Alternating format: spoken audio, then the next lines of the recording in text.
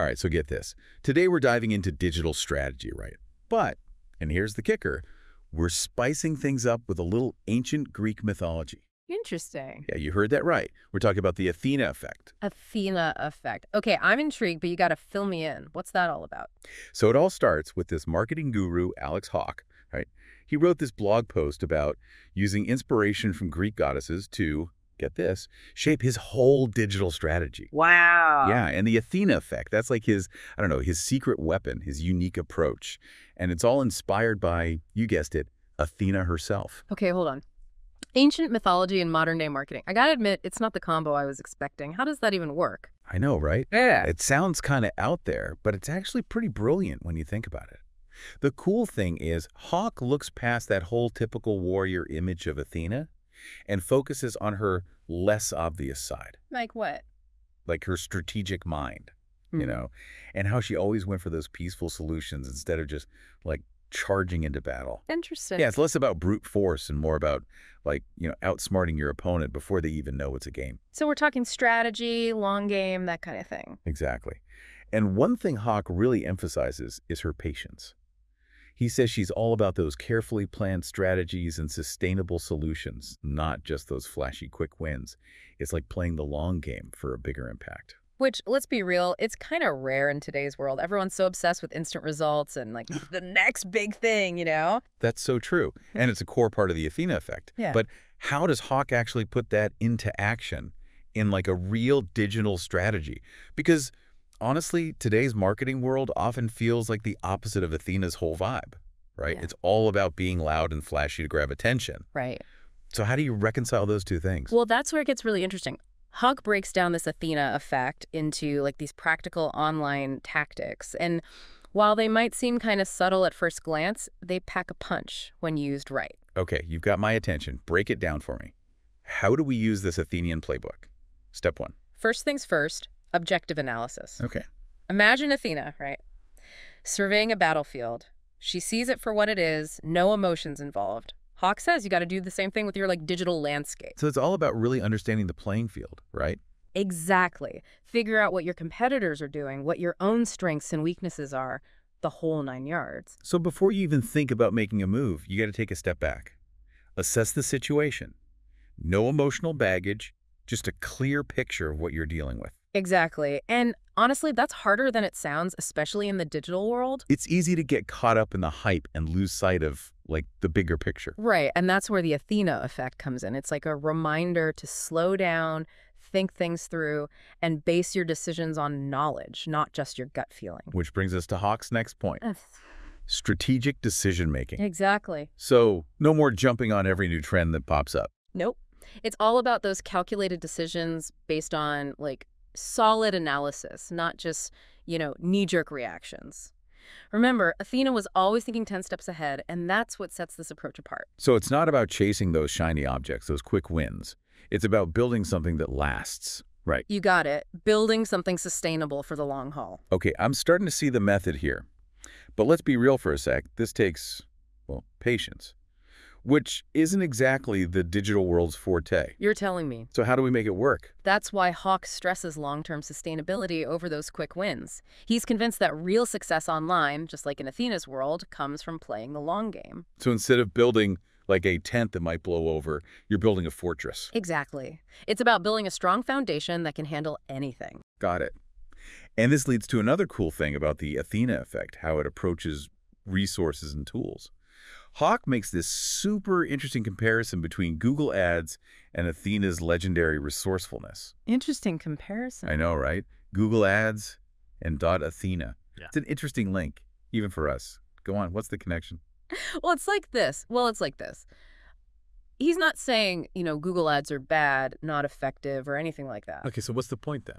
Well, he's saying that Athena was known for, coming up with creative solutions, right? Unexpected solutions to problems. Right, she was the goddess of crafts and strategic warfare, after all. Exactly. So Hauk's suggesting that maybe instead of, always going straight for paid advertising, we should try channeling our inner Athena, I like where you're going with this. What do you mean? Yeah. Well, instead of just defaulting to paid ads, maybe there are other ways to grow, more like, I don't know, using our skills and knowledge to be more innovative. Interesting. So instead of reaching for that, I don't know, obvious solution, the expensive solution, we should think outside the box. Be a little more unconventional. Exactly. Be resourceful, like Athena. Understand the tools, yeah, but use them strategically. For that steady, long-term growth. Yes. And speaking of tools, Hauk seems to have a bit of a soft spot for a certain search engine giant. Might not be who you'd expect, though. Oh, come on, don't leave me hanging. You're going to tell me he links this back to Athena, aren't you? You know it. Yeah. He actually makes this fascinating comparison between, well, Google and Athena herself, the goddess of wisdom. You got to elaborate on this one. I'm not seeing the connection between Google and Athena, at least not yet. Think about it. Google, Athena, they kind of both operate behind the scenes, right? Yeah, orchestrating things, making it all work. Exactly. They're all about effectiveness. Not flashy, just effective. Getting things done. Quietly getting the job done. No need for a pat on the back. Yes. And Hauk actually takes this even further and brings in Athena's choice to, well, remain a virgin. Whoa, slow down. Google and that. Athena's relationship status. This I got here. What does that have to do with marketing? Believe it or not, it's related. Hauk's point is that Athena defied expectations by choosing to be chaste, right? Yeah, she didn't let societal norms define her. Exactly. She wasn't driven by relationships or needing validation from others. Her strength came from within, her intellect, her focus, everything. It's like she was saying, this is my path, and I'm sticking to it. Yes. And that's what Hauk sees in Google. Like, he sees a platform that's all about substance, about results, not just hype. Just like Athena, Google lets the results speak for themselves. So it's about focusing on, like, the core values, Yeah. right? Knowledge, strategy, that long-term vision, just like Athena. Exactly. Not about chasing those fleeting trends or worrying about, like, what everyone else is doing, It's about forging your own path. It's really interesting how these ancient stories still resonate today. It's like they have something to teach us about our modern world, even with all our technology and everything. It's true. There's something timeless about the Athena effect. It's not just about digital marketing. It's bigger than that. It's about using that ancient wisdom, understanding that real strength comes from strategy and patience, thinking long term. It's like Hauk's giving us the blueprint, but instead of, like, step-by-step instructions, it's more like these guiding principles, these, Athenian ideals that we can use in our own lives. Exactly. It's that whole idea of working smarter, not harder, right? Right. Which I think a lot of people can relate to, especially in the digital world, where it feels like everything's moving so fast, you know what I mean? Oh, I know it. It's easy to get caught up in that hustle mentality and burn yourself out.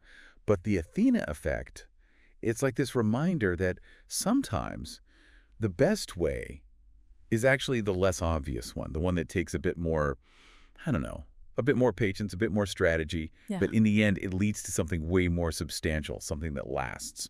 You hit the nail on the head. It's about quality over quantity. Exactly.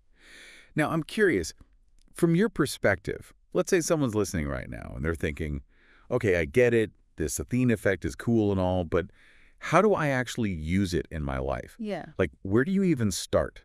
That's the million-dollar question, right? Mm. And I think Hauk does it on purpose, Like, he gives us the framework, the inspiration, but how we apply it, well, that's up to us. So it's not a one-size-fits-all kind of thing. Exactly. It's about taking those principles and, like, figuring out how they fit into your own situation, because everyone's different. So whether you're running a business, freelancing, or even just, like, trying to make better decisions in your personal life, these ideas can be super valuable. It's about adapting them to, like you said, your own unique circumstances. Exactly. He's giving us the tools and inspiration to figure things out for ourselves, just like Athena did.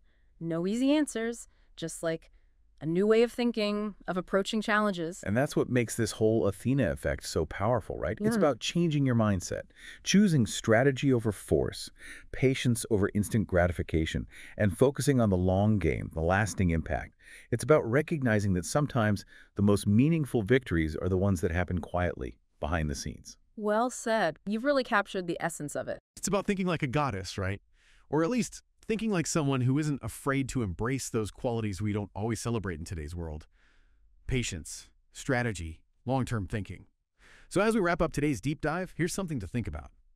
In a world that's constantly telling us to go faster, do more, get it now, could embracing Athena's subtle strength be the key to achieving lasting success? Something to ponder as we all navigate our own journeys, both personally and professionally.